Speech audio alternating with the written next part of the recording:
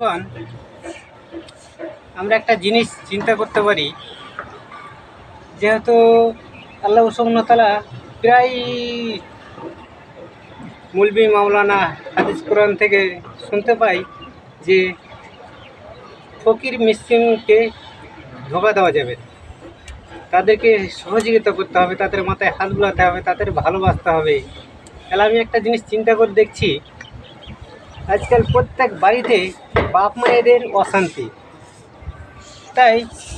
যদি ফকির মিসকিনদের এত কথা বলে, তাদের দুঃখ দিলে শান্তি পাবো না, জান্নাত পাবো না, আল্লাহর সহযোগিতা পাবো না, সংসারে অশান্তি নেমে আসবে, ছেলে মেয়ে আমাকে লাথি মারবে, দুঃখ দিবে, তাহলে একটা ফকিরকে যদি ভালোবাসতে বলে, একটা ইতিমকে যদি ভালোবাসতে বলে, তাহলে যে জন্মধারিতে মা,